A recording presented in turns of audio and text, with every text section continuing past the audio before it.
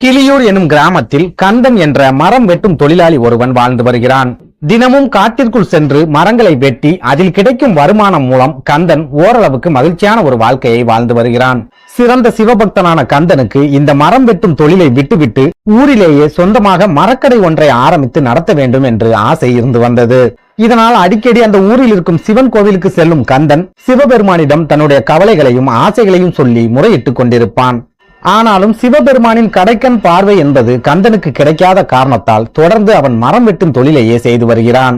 சிவபக்தனாக இருக்கும் ஒருவன் தொடர்ந்து வேதனையான வாழ்க்கையை வாழ்ந்து வருவதை கைலாயத்தில் இருக்கும் பார்வதி தேவி பார்த்து கொண்டிருக்கிறார்.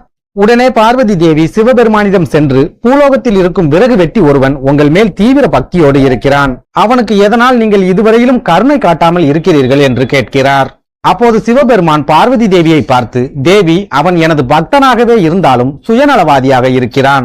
எப்போது கோவிலுக்கு சென்றாலும் அவனுக்காக தான் அவன் வேண்டுவானே ஒழிய மற்றவர்களுக்காக அவன் எப்போதும் வேண்டியது இல்லை.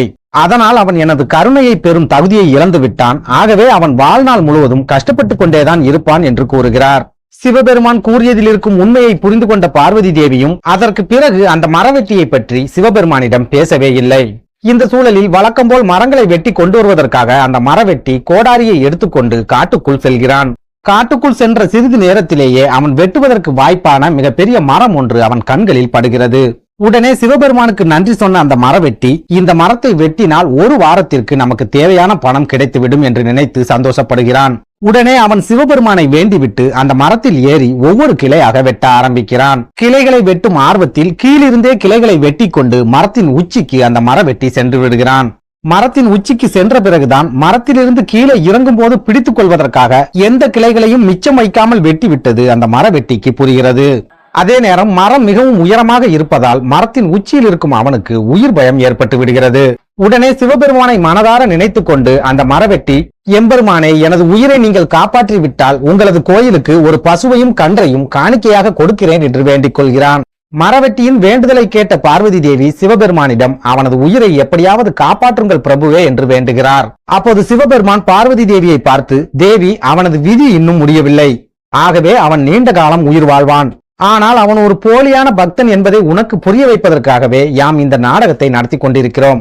ஆகவே அந்த மரவெட்டிக்கு பூலோகத்தில் என்ன நடக்கிறது என்பதை நீ வேடிக்கை மட்டும் பார், அதற்கு பின்னர் அவனது சுய உருவம் உனக்கே தெரியும் என்று கூறுகிறார். சிவபெருமான் கூறியதை கேட்ட பார்வதி தேவியும் ஆர்வத்துடன் அந்த மரவெட்டிக்கு என்ன நடக்கிறது என்பதை கைலாயத்தில் இருந்து பார்த்து கொண்டிருக்கிறார். அப்போது சிவபெருமானிடம் வேண்டிக் கொண்டிருந்த அந்த மரவெட்டியின் கைகள் வலுக்கியதால் மரத்தின் உச்சியில் இருந்து 20 அடி விறுவிறுவென்று கீழே வந்து விடுகிறான். 20 அடி கீழே வந்துவிட்ட காரணத்தால் அவன் மனதில் ஓரளவுக்கு பயம் குறைந்து, எம்பெருமானை, இந்த உயரத்திலிருந்து என்னை காப்பாற்றி விட்டால் உங்கள் கோவிலுக்கு ஒரு ஆட்டுக்குட்டியை காணிக்கையாக அளிக்கிறேன் என்று வேண்டிக் கொள்கிறான். அவன் வேண்டிக் கொண்ட சிறிது நேரத்திலேயே மறுபடியும் அவனது கை வலுக்க ஆரம்பிக்கிறது. மீண்டும் வலுக்கிக் கொண்டு 20 அடி கீழே செல்கிறான். மொத்தமாக 40 அடி வலுக்கி விட்டதால் கிட்டத்தட்ட பாதி மரத்திற்கு அந்த மரவெட்டி வந்து விடுகிறான். இதனால் அவனது மனதில் இருந்த பயம் கொஞ்சம் கொஞ்சமாக குறைந்து கொண்டே வருகிறது. ஆனாலும் இந்த உயரத்திலிருந்து கீழே விழுந்தாலும் இறந்து விடுவோம் என்று பயந்த அந்த மரவெட்டி, எம்பெருமானே, என்னை இந்த உயரத்திலிருந்து நீங்கள் காப்பாற்றி விட்டால் உங்கள் கோவிலுக்கு ஒரு கோழியை காணிக்கையாக கொடுக்கிறேன் என்று வேண்டிக் கொள்கிறான். அப்போது மறுபடியும் அவனது கை வலுக்கி மேலும் 20 அடி கீழ் நோக்கி இறங்கி விடுகிறான். இப்போது மரத்தில் ஓரளவுக்கு பாதுகாப்பான இடத்திற்கு அந்த விறகு வெட்டி வந்து விட்டான்.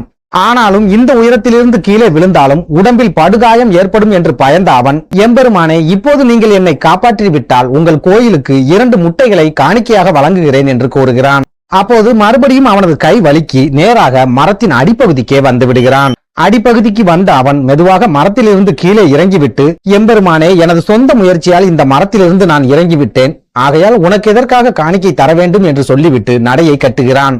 மரவெட்டியின் இந்த நடவடிக்கைகளை எல்லாம் கைலாயத்தில் இருந்து பார்த்து கொண்டிருந்த சிவபெருமான் பார்வதி தேவியை பார்த்து, பார்த்தாயா தேவி, மரத்தின் உச்சியில் இருக்கும் போது அதிக உயிர் பயத்தின் காரணமாக பசுவையும் கன்றையும் எனக்கு காணிக்கையாக கொடுப்பதாக சொன்னான். அதுவே 20 அடி கீழே இறங்கிய பிறகு ஆட்டுக்குட்டியை காணிக்கையாக தருவதாக சொன்னான். கடைசியில் மரத்தில் இருந்து கீழே இறங்கிய பின்னர் 2 முட்டைகளை கூட எனக்கு காணிக்கையாக தருவதற்கு மனம் இல்லாமல் சென்று கொண்டிருக்கிறான்.